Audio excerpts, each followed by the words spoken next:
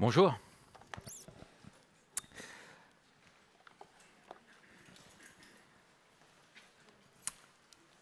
Alors, en ce début d'été, nous arrivons à la fin d'une année épique, d'une année passée dans le livre de l'Exode, que nous avons commencé en début d'année scolaire, et nous avons parcouru tout au long de l'année ce si merveilleux livre qu'est ce livre de l'Exode, et nous avons pu voir combien ce livre est important pour nous en tant que chrétiens dans notre compréhension de qui est Dieu et de ce qu'est son salut. Le livre de l'Exode dans la Bible est fondamental.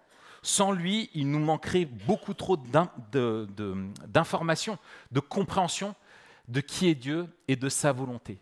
Il est même, nous l'avions vu dans l'introduction, un condensé de tout le message des Écritures. Et alors que nous arrivons au moment de méditer sur la conclusion de ce livre, nous allons voir comment l'ensemble de ce livre est aussi porteur d'espérance pour nous et comment il nous projette jusque même dans l'éternité. Et mon ambition ce matin est de mettre la conclusion de ce livre que nous avons tant étudié ensemble dans la perspective globale de toute la Bible.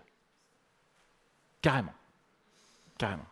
Alors, c'est peut-être ambitieux, mais j'espère que ça va vous apporter de puissants encouragements et renouveler votre compréhension, votre vision des Écritures et de ce à quoi Dieu nous appelle et quel est son grand projet.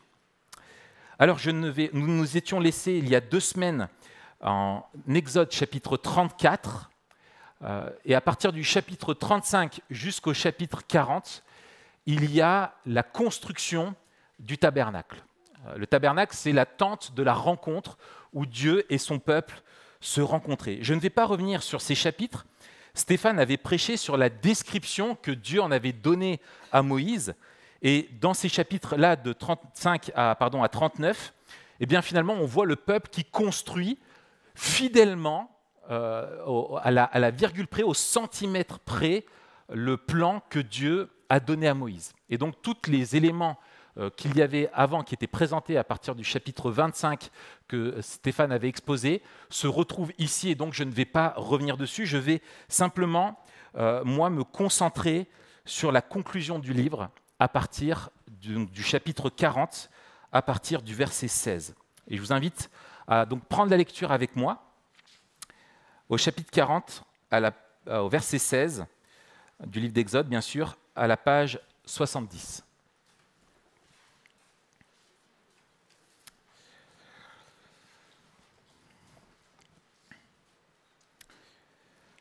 Moïse se conforma à tout ce que l'Éternel avait ordonné. C'est exactement ainsi qu'il agit. Le premier jour du premier mois de la 2e année après leur sortie d'Égypte, donc le jour de l'anniversaire, le tabernacle fut dressé. Moïse dressa le tabernacle. Il posa les bases, plaça les planches et les barres et éleva les colonnes. Il étendit la tenture sur le tabernacle et mit sa couverture par-dessus comme l'Éternel le lui avait ordonné. Il prit le témoignage, donc les 10 commandements, et le plaça dans l'arche. Il mit les barres de l'arche et posa le propitiatoire sur l'arche. Puis il apporta l'arche dans le tabernacle, mit le voile de séparation et cacha ainsi l'arche du témoignage, comme l'Éternel le lui avait ordonné. Il plaça la table dans la tente de la rencontre, du côté nord du tabernacle, devant le voile. Il y déposa les pains en ordre devant l'Éternel, comme l'Éternel le lui avait ordonné. Il plaça le chandelier dans la tente de la rencontre, en face de la table, du côté sud du tabernacle. Et il arrangea ses lampes devant l'Éternel, comme l'Éternel le lui avait ordonné. Il plaça l'autel d'or dans la tente de la rencontre, devant le voile. Il y fit brûler le parfum odoriférant, comme l'Éternel le lui avait ordonné. Ensuite, il plaça le rideau à l'entrée du tabernacle. Il plaça l'autel des holocaustes près de l'entrée du tabernacle de la tente de la rencontre. Il y offrit l'holocauste et l'offrande, comme l'Éternel le lui avait ordonné. Il plaça la cuve entre la tente de la rencontre et l'autel, et il y mit l'eau pour les ablutions. Moïse et Aaron et ses fils s'y lavèrent les mains et les pieds. Lorsqu'ils entrèrent dans la tente de la rencontre et qu'ils s'approchèrent de l'autel, ils se lavèrent, comme l'Éternel l'avait ordonné à Moïse. Enfin, il dressa le parvis autour du tabernacle et de l'autel, et il mit le rideau à la porte de cette cour. C'est ainsi que Moïse mit un terme aux travaux. Alors, la nuée couvrit la tente de la rencontre, et la gloire de l'Éternel remplit le tabernacle. Moïse ne pouvait pas entrer dans la tente de la rencontre parce que la nuée restait au-dessus et que la gloire de l'Éternel remplissait le tabernacle. À chacune de leurs étapes, les Israélites partaient quand la nuée s'élevait au-dessus du tabernacle. Et si la nuée ne s'élevait pas, ils ne partaient pas jusqu'à ce qu'elle s'élève. De jour, la nuée de l'Éternel était sur le tabernacle. La nuit, il y avait un feu à l'intérieur de la nuée. Elle était visible de toute la communauté d'Israël à chacune de leurs étapes. Ainsi se conclut le livre de l'Exode. Dieu est enfin au milieu de son peuple. C'était son plan, c'était son projet.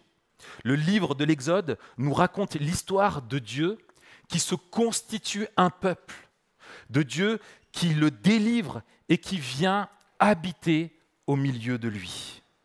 Durant tout le récit du livre de l'Exode, nous avons vu comment la révélation de Dieu ne fait que s'intensifier.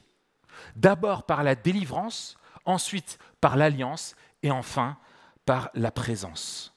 Jusqu'à ce point culminant du livre de l'Exode où la gloire de Dieu vient demeurer sur le tabernacle. Et vous vous souvenez, nous avions vu il y a 2 semaines quand Moïse montait en haut de la montagne et qu'il était dans la présence de la gloire de Dieu. Là, même Moïse ne peut demeurer dans cette présence glorieuse tellement elle est rayonnante. Le temple est aussi saint que Dieu l'est. Ce qui se produisait sur le mont Sinaï au sommet se produit maintenant dans la tente, au milieu du peuple. La présence de Dieu est là. Et en même temps, pour le peuple, c'est l'impossibilité, c'est le paradoxe, de rester dans cette présence de Dieu. Cela témoigne que Dieu n'a pas encore complètement accompli son objectif, qui est de demeurer au milieu de son peuple. Il l'est, mais son peuple ne peut pas encore jouir de tous les bienfaits de cette présence. Vous l'aurez remarqué, le récit du tabernacle tient une place énorme dans tout le livre de l'Exode.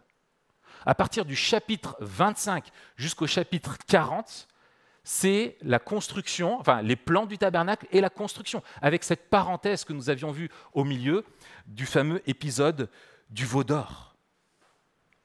Pourquoi Moïse insiste-t-il autant sur le tabernacle, cette chose qui n'était finalement que provisoire? Eh bien, je crois qu'en insistant, en mettant l'emphase avec ces 2 discours, le plan et ensuite la construction, et en finissant le livre de l'Exode par la présence glorieuse de Dieu dans le tabernacle, Moïse est en train de nous donner une clé de compréhension fondamentale des Écritures, une clé d'interprétation du projet de rédemption de Dieu pour la création. Tim Chester, qui a écrit un commentaire sur le livre, dit que le projet de la création, c'est le ciel sur terre, que la terre et le ciel soient réunis. Et ce projet de Dieu de réunir le ciel et la terre ensemble se développe dès le jardin d'Éden et se prolonge, s'accomplit pleinement dans l'Apocalypse qui nous raconte l'éternité. Et c'est ce que je voudrais exposer ce matin avec vous, comment dans toutes les Écritures nous voyons ce projet de Dieu qui aboutit. Je ne sais pas si vous vous souvenez, je me doute que vous ne vous en souvenez pas parce que je sais qu'on oublie beaucoup de choses.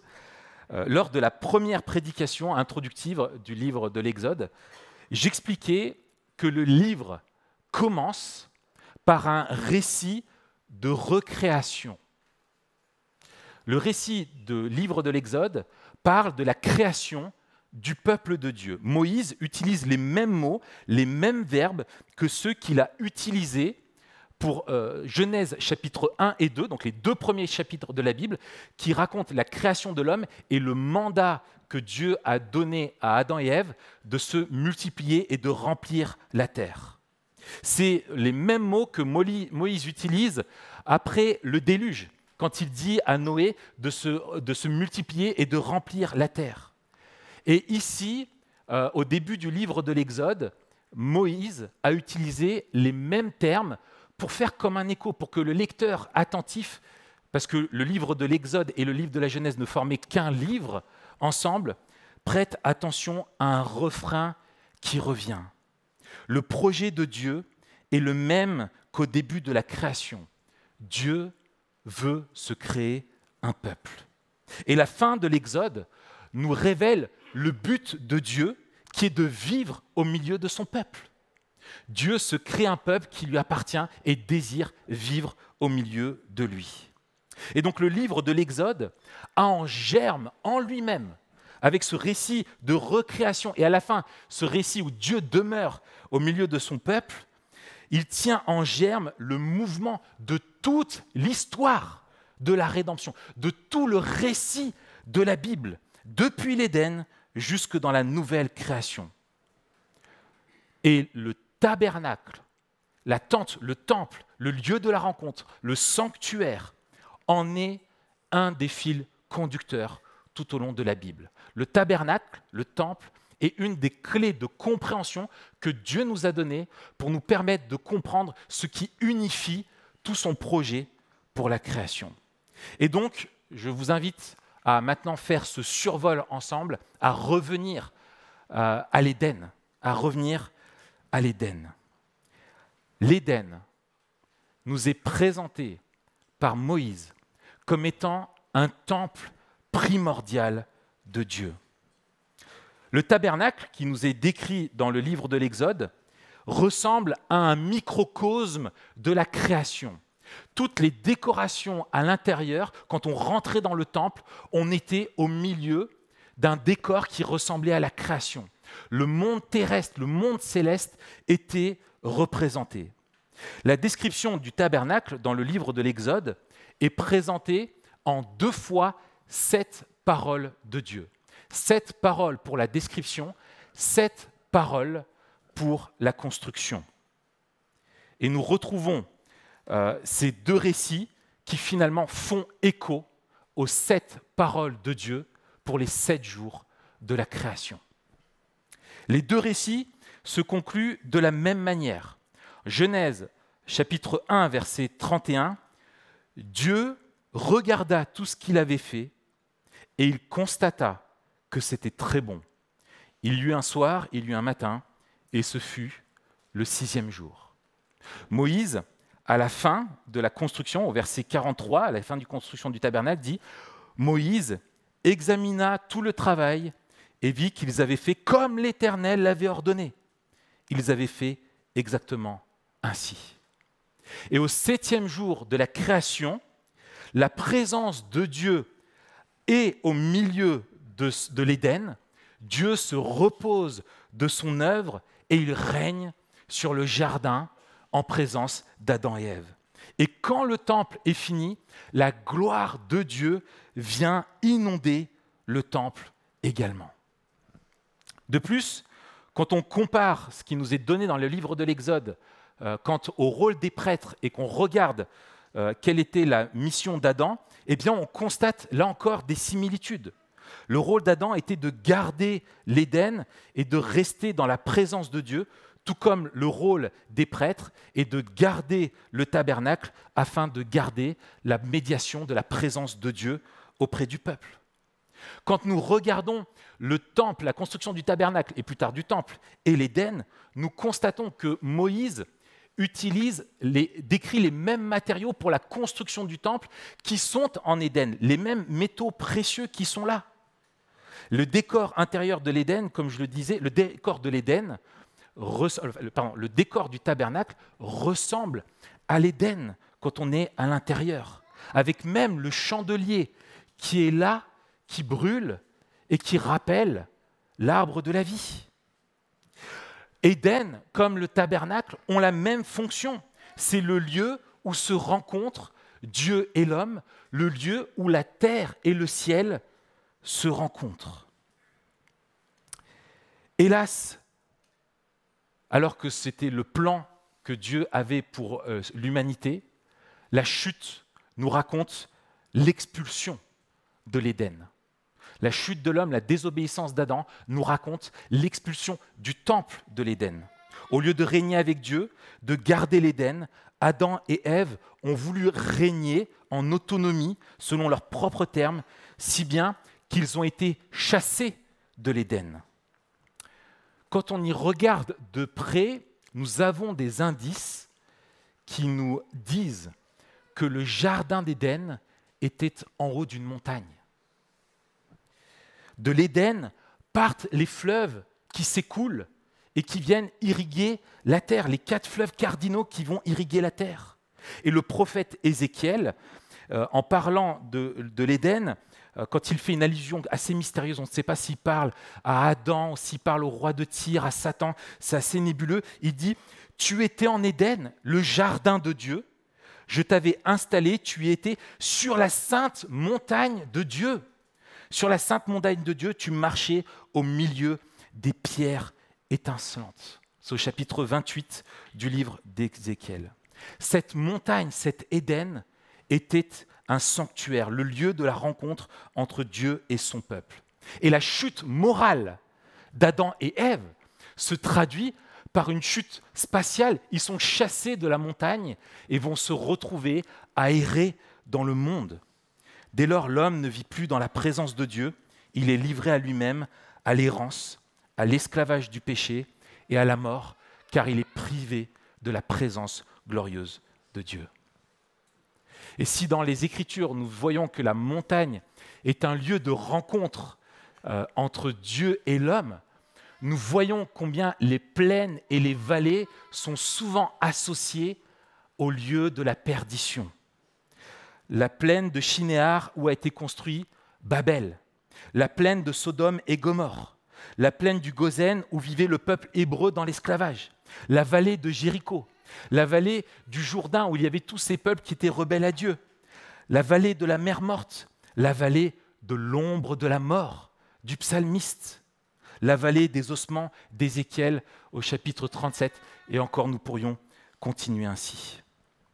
Et donc dès la chute, le plan de Dieu est de mettre en place un projet de rédemption, de rachat pour accomplir le but qu'il avait lors de la création, ramener son peuple dans sa présence, sur la montagne, dans le temple, dans sa présence, pour demeurer au milieu de lui. Le livre de l'Exode, avec ce temple portatif, ce tabernacle provisoire jusqu'à la terre promise, est un autre élément fondamental qui nous aide à comprendre les Écritures. Pour les Israélites, quand ils ont été libérés de l'esclavage de Pharaon, leur voyage avait une destination. Cette destination était la terre promise, n'est-ce pas? La terre promise. Mais cette terre promise n'était pas non plus une terre au pif que eux allaient choisir. C'est une terre où ils pourraient habiter dans la présence de Dieu. Et nous avons vu une période assez mystérieuse de Moïse qui, là encore, nous donne un indice très important. Au chapitre 15, verset 17. Voici ce que dit Moïse. Tu les conduiras et les établiras où? Dans la terre promise? Sur la montagne de ton héritage, à l'endroit que tu as préparé pour ta demeure éternelle, au sanctuaire, Seigneur, que tes mains ont fondé. Alors attends, il les conduit vers la terre promise, ou vers une montagne, ou vers le sanctuaire, le tabernacle qu'il a construit. Est-ce que ce n'est pas un peu la même chose finalement qu'il est en train de nous dire? Terre promise, montagne, montagne ou sanctuaire, avec ce qu'on a vu dans l'Éden, ça commence à résonner, ça commence à faire du sens. Le tabernacle se composait d'une cour extérieure, où le peuple pouvait rentrer, d'une tente qui était divisée, elle, en deux parties. Et je voudrais demander à la régie, s'il vous plaît, de pouvoir afficher ça. Alors, j'ai tenté de me mettre à dessiner ça, j'ai perdu 1h30, j'ai abandonné. Je suis désolé, c'est ce que j'ai trouvé de mieux. Je vous explique. Donc le tabernacle se compose d'une cour, la partie que vous voyez en bas, du lieu saint et du lieu très saint où seul le prêtre pouvait rentrer pour offrir le sacrifice. D'accord ? À gauche, vous avez le mont Sinaï. Eh bien, les spécialistes remarquent que le tabernacle est conçu sur le modèle de ce qui se passait sur le mont Sinaï. En gros, le tabernacle, c'est un Sinaï incliné, à l'horizontale. Je vous dis ce que explique Nahum Sana, qui a beaucoup écrit sur le sujet. Il explique « Durant les théophanies, donc les manifestations de la présence de Dieu au sommet du Sinaï, quand Moïse allait le rencontrer, la montagne était séparée en 3 zones distinctes de degrés de sainteté et de restrictions d'accès qui allaient en augmentant. Au pied de la montagne se trouvait le peuple, et c'est là que l'autel était dressé. De même, l'autel était placé dans la cour du tabernacle, à laquelle les laïcs avaient accès. Plus haut sur la montagne se trouvait la 2e zone de sainteté, à laquelle seuls les prêtres étaient admis, comme quand Moïse est monté sur le mont Sinaï, où seuls les anciens étaient admis. Dans le tabernacle, le lieu saint est réservé au sacerdoce, correspond à cette zone. Le sommet de la montagne constituait la 3e zone, exclusivement réservée à Moïse. Son équivalent dans le tabernacle était le Saint des Saints. De même que le Seigneur communiquait avec Moïse sur le sommet de la montagne, il le fait dans le Saint des Saints. De même que la nuée couvrit le mont Sinaï après l'ascension de Moïse, de même le tabernacle fut enveloppé de nuées lors de son achèvement, et la colonne de feu plana au-dessus du Sinaï et du tabernacle. Je vous ai perdu? Non? Vous comprenez? Il y en a un qui a dit non? Oui? Bon, tant pis. En gros, le tabernacle, le lieu de la rencontre, était modelé pour que le peuple se rappelle de ce qu'il se passait sur la montagne. C'est ce que Moïse a dit et qui pour nous devient plus clair. Israël va transporter symboliquement la montagne de Dieu, parce que Dieu veut établir son peuple sur la montagne, jusqu'à la terre promise. Exode 40 est donc une étape fondamentale dans tout le récit de la Bible. Pourquoi? Parce que depuis la chute, c'est la première fois que Dieu habite à nouveau au milieu de son peuple. C'est la première fois qu'il y demeure pleinement. Éden est un tabernacle, et plus tard, ce temple deviendra le lieu où se rencontrent Dieu et l'homme dans la terre promise. Et nous allons à l'étape suivante, bien sûr, le temple Salomon dans la terre promise. Quand la terre promise fut conquise et que le pays fut en paix, Dieu fit construire à Salomon le temple, qui était la demeure finale, qui n'était plus portative. Où devait-il construire ce temple? Sur la montagne. Parce que c'est sur la montagne que Dieu rencontre son peuple. Donc sur la montagne de Jérusalem, la ville que Dieu s'est choisie, Salomon a construit le temple. Il a les mêmes dimensions que le tabernacle, sauf qu'il est 2 fois plus grand. Et quand la construction est finie et que le temple est consacré à Dieu, en 1 Roi chapitre 8, à partir du verset 10, nous lisons, et vous allez voir l'écho à Exode 40, « Au moment où les prêtres sortirent du lieu saint, la nuée remplit la maison de l'Éternel. Les prêtres ne purent pas y reprendre leur service à cause de la nuée. La gloire de l'Éternel remplissait en effet la maison de l'Éternel. Alors Salomon dit, « L'Éternel a déclaré vouloir habiter dans l'obscurité. Et moi, j'ai construit une maison qui sera ta résidence, un endroit où tu habiteras éternellement. » Il se passe la même chose au moment où Salomon dédicace le temple qui s'est passé au moment où Moïse a dédicacé le tabernacle. Malheureusement, les choses ne se sont pas bien passées pour le peuple. Le peuple a connu l'exil et ce temple fut détruit. Comme Adam et Ève, les dirigeants d'Israël ont voulu régner selon leurs propres termes. Le peuple est tombé dans l'idolâtrie et l'injustice sociale, et Dieu a jugé son peuple conformément aux avertissements que Moïse avait donnés. Et une nouvelle fois, le peuple va connaître l'exil. Dieu les a jugés et les a exilés à Babylone.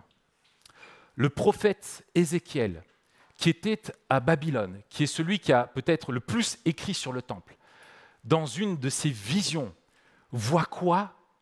Voit la gloire de Dieu s'élever au-dessus du temple et partir. Dieu n'est plus au milieu de son peuple. Ce temple est une coquille vide. Plus tard, Jérusalem et le temple sont totalement détruits et le peuple se demande si Dieu l'a abandonné. Et Ézéchiel, encore lui, dans les chapitres 40 à 46 de son livre, a une vision que Dieu lui donne d'un nouveau temple, plus grand, plus glorieux que celui de Salomon, duquel s'écoule un fleuve qui va irriguer jusque dans la mer Morte. Et de ce fleuve, la mer Morte, la vallée de la mer Morte ressemble de nouveau à une forme d'Éden. Tiens, là encore. Et dès lors, les prophètes annoncent le jour où Dieu fera grâce, où Dieu créera de nouveau un temple et un sacerdoce fondé sur une nouvelle alliance entre Dieu et son peuple, puisque le peuple a failli dans la précédente. Dans cette alliance, Dieu viendrait par son esprit vivre dans le cœur même de son peuple. Après l'exil à Babylone, le peuple, 70 ans plus tard, revient dans la terre promise. Après l'exil hors d'Éden, l'exil en Égypte et l'exil à Babylone, le peuple, une nouvelle fois, est l'objet de la grâce de Dieu. Le peuple reconstruit le temple. Sauf que, quand on regarde ce temple par rapport à la description d'Ézéchiel, on est déçu. On est vraiment déçu. Les prophètes ultérieurs décriront ce temple comme désespérément corrompu, et aucun prophète et aucune manifestation historique ne démontreront que la gloire de Dieu qui était partie du temple reviendra. La gloire de Dieu a quitté le temple, mais quand ils l'ont reconstruit, elle n'est pas revenue. Mais avec le temple, quand bien même, le peuple, en tout cas une partie de peuple, faisait, dans une certaine mesure, l'expérience de la présence de Dieu. Seul le grand prêtre pouvait entrer dans la présence glorieuse de Dieu, une seule fois par an, pour offrir le sacrifice expiatoire, comme nous le rappelait tout à l'heure Antoine, quand une victime endure la condamnation à la place du coupable. Et le sacrificateur offrait ce sacrifice dans le lieu très saint pour que Dieu suspende son jugement. Ce jour-là, uniquement, dans un lieu qui symbolise l'Éden, le grand prêtre faisait l'expérience que feront un jour pleinement tous les rachetés, être dans la présence glorieuse de Dieu. Et cela faisait partie de la pédagogie de Dieu pour conduire à la seule solution possible pour purifier son peuple de ses péchés et demeurer enfin au milieu de lui. Et c'est là, bien entendu, qu'arrive Jésus. La gloire n'est pas revenue dans le temple, mais le Fils de Dieu, lui, est venu vivre au milieu de son peuple. Jésus est le temple ultime. Jean 1, verset 14. Et la parole s'est faite homme. Elle a habité parmi nous, pleine de grâce et de vérité. Et nous avons contemplé, que dit Jean, sa gloire. Il ne dit pas sa beauté, il ne dit pas sa sainteté, il ne parle pas de ses perfections, il parle de sa gloire. Quand le tabernacle est associé à la présence glorieuse de Dieu. Et donc, en voyant Jésus, ils ont vu Jésus qui demeurait au milieu d'eux, littéralement qui a tabernaclé, qui a planté sa tente, qui est venu, Dieu est venu vivre au milieu de son peuple en la personne de son Fils, et ils ont vu la gloire de Dieu en Christ. Un peu plus tard, au chapitre 2, Jésus, dans une polémique avec les Juifs lui disent au chapitre 18, « Quel signe nous montres-tu pour agir de cette manière ?» Jésus leur répondit, « Détruisez ce temple, et en 3 jours, je le relèverai. » Les Juifs dirent, « Il a fallu 46 ans pour construire ce temple, et toi, en 3 jours, tu le relèverais ?» Cependant, il parlait du temple de son corps. C'est pourquoi, lorsqu'il fut ressuscité, ses disciples se souvinrent qu'il avait dit cela et crurent à l'Écriture et à la parole que Jésus avait dite. Jésus est le temple véritable. Jésus s'est désigné lui-même comme le lieu spécifique où le péché serait expié, serait payé une fois pour toutes. Il est le vrai temple. Et c'est au sommet d'une montagne, encore une fois, que Jésus a enseigné le royaume de Dieu. C'est au sommet d'une autre montagne que Jésus s'est transfiguré auprès de ses disciples et qu'ils ont vu pleinement sa gloire. Et enfin, c'est au sommet d'une montagne qu'il fut crucifié. Jésus est le temple qui, sur la montagne, a été maudit, où il a été jugé pour les pécheurs. Jésus est Dieu au milieu de nous. Il est le chemin qui nous mène au Père. Il a tenu le rôle de prêtre parfait en haut de cette montagne quand il a accompli dans son propre corps le sacrifice qui était nécessaire une fois pour toutes. Et sur la croix, l'Évangile selon Matthieu au chapitre 27, à partir du verset 50, nous dit « Jésus poussa de nouveau un grand cri et rendit l'esprit. Et voici que le voile du temple se déchira en deux, depuis le haut jusqu'en bas. La terre trembla, les rochers se fendirent, les tombeaux s'ouvrirent et les corps de plusieurs saints qui étaient morts ressuscitèrent. » L'auteur de l'Épître aux Hébreux nous dit que quand Jésus était sur la croix, il a traversé le voile une fois pour toutes, s'est présenté dans le temple céleste devant Dieu en présentant son sacrifice parfait qui a satisfait la justice du Père. Et donc sur terre, le voile est déchiré. Nous avons pleinement accès à Dieu désormais. N'est-ce pas magnifique ? Tout est accompli. Nous avons accès au Père. Et quand il est ressuscité, c'est encore du sommet d'une montagne que Jésus a rejoint le Père, auprès duquel il règne jusqu'à présent. Le temple de pierre de Jérusalem n'est désormais plus le lieu où Dieu réside. Ce temple est devenu caduc, obsolète. Et comment Dieu va-t-il concrètement demeurer à partir de cet instant au milieu de son peuple? Eh bien, il réside par son esprit que Christ a envoyé dans son peuple. Et par extension, l'Église, le peuple de Dieu, devient le temple, puisque l'Église est associée à Christ, elle est unie à Christ. L'Église est le temple. Le temple n'est plus un bâtiment fait de pierre, le temple est le lieu où Christ réside. Christ ne réside plus dans les pierres, mais il réside directement dans son peuple, parce que le voile est déchiré. Le temple de Dieu est désormais le peuple de Dieu. Le temple de Dieu, c'est son peuple. En Éphésiens, au chapitre 2, à partir du verset 20, l'apôtre Paul dit « Vous avez été édifiés, construits, sur le fondement des apôtres et prophètes, Jésus-Christ lui-même étant la pierre angulaire, la première pierre du temple. C'est en lui que tout l'édifice, bien coordonné, s'élève pour être un temple saint dans le Seigneur.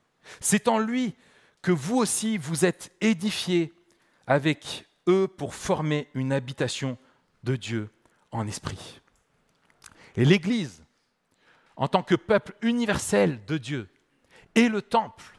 Mais le chrétien individuellement est aussi le temple, puisqu'il est lui aussi personnellement uni à Christ. Et Paul utilise la même expression en 1 Corinthiens chapitre 6 pour parler du chrétien. À partir du verset 19, il dit « Ne le savez-vous pas, votre corps est le temple du Saint-Esprit qui est en vous et que vous avez reçu de Dieu. » Chacun d'entre nous est le temple du Saint-Esprit. Et quand on repense au tabernacle, quand on repense à la dédicace du temple dans Jérusalem, que lorsque la gloire de Dieu vient là, dans son temple, l'homme ne peut demeurer. Nous comprenons ce que Jésus a fait pour que Dieu puisse demeurer en nous et que nous ne soyons pas terrassés. Au contraire, que sa présence soit source de vie. Est-ce là la fin du projet de Dieu? Non.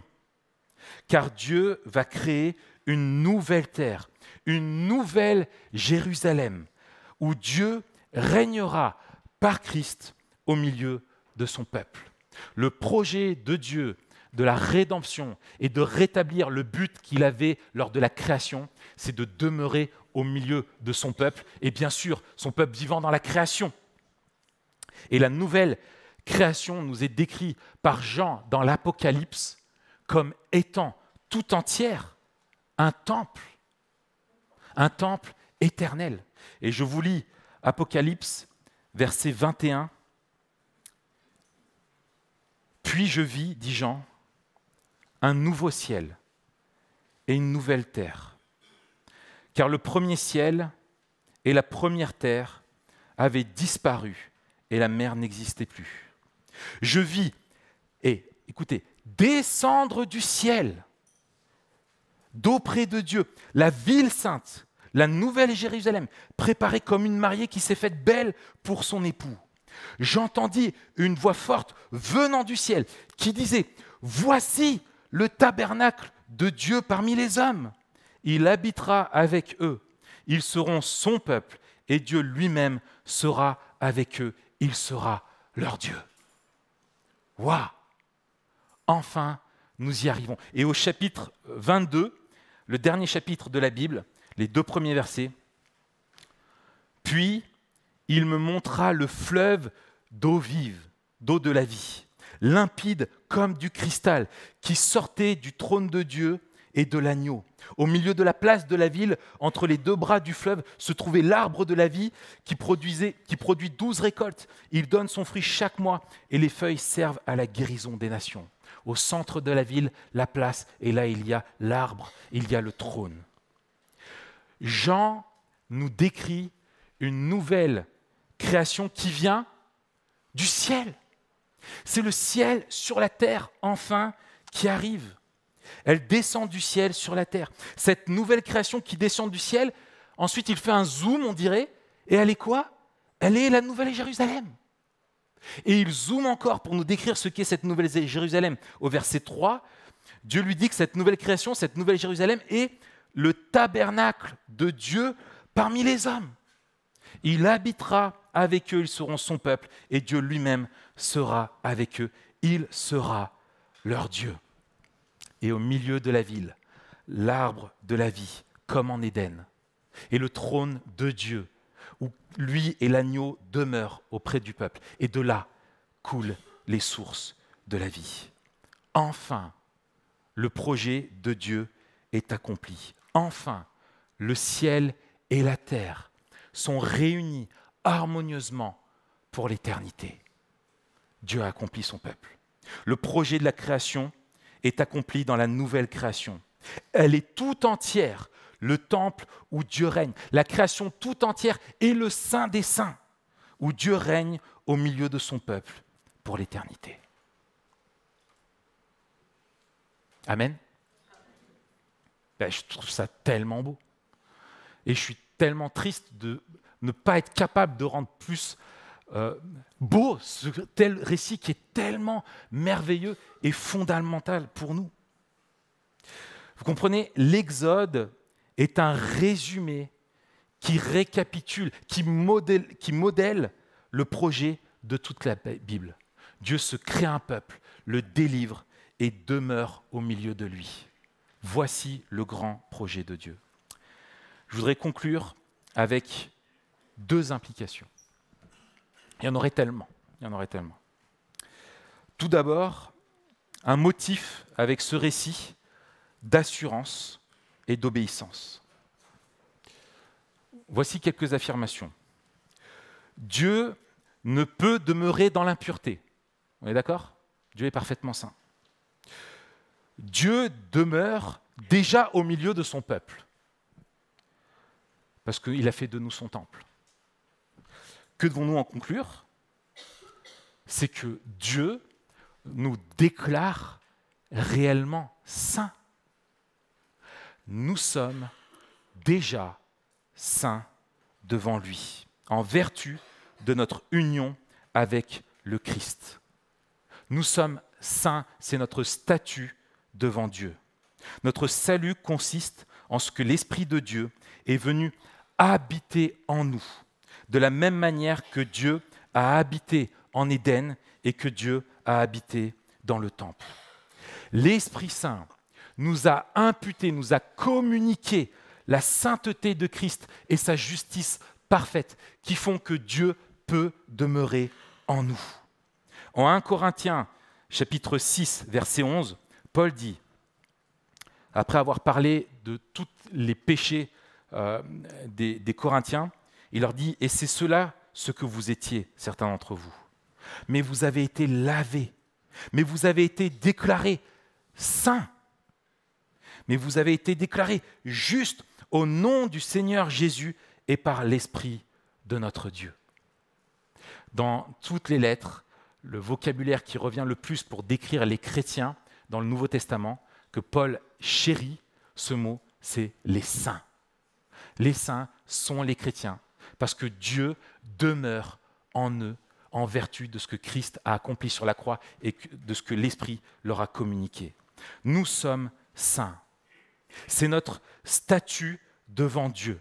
C'est ce qu'on appelle la sanctification principielle, de principe, parce que nous sommes en Christ. Nous sommes déjà déclarés saints. Vous arrivez à vous voir saint ? Vous arrivez à vous voir comme Dieu vous voit, revêtu de la justice de Christ. Ça, c'est le déjà de notre salut. Mais le pas encore, c'est la transformation progressive de notre cœur et enfin la résurrection de notre corps pour vivre au milieu de la nouvelle création. Mais ce déjà de notre salut est ce qui rend ce pas encore possible, c'est ce qui le fonde. Dieu nous rend de plus en plus saints en nous transformant à l'image de son Fils. Et nous avons la certitude que Dieu va le faire parce qu'il nous l'a révélé. Et donc nous pouvons lui faire confiance. Le désir de la sainteté est donc ce qui doit caractériser notre cœur. ce qui doit caractériser la vie de la communauté, car l'Esprit vit en nous pour faire de notre vie un instrument d'adoration à la gloire de Dieu.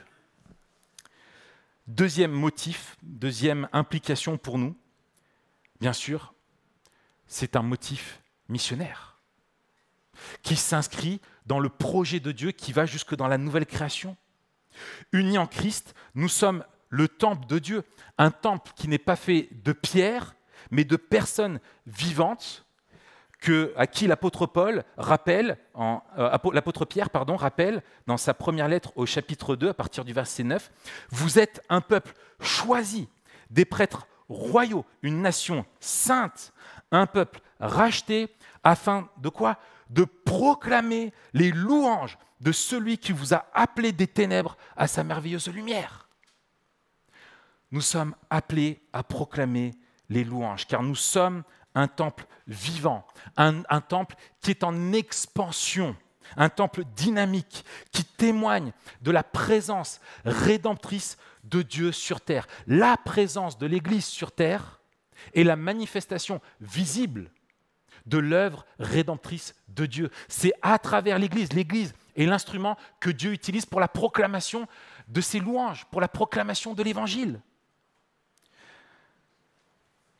Nous sommes des prêtres, car nous faisons fonction de médiateurs entre Dieu et les hommes quand nous annonçons l'Évangile et que nous proclamons les louanges de Dieu.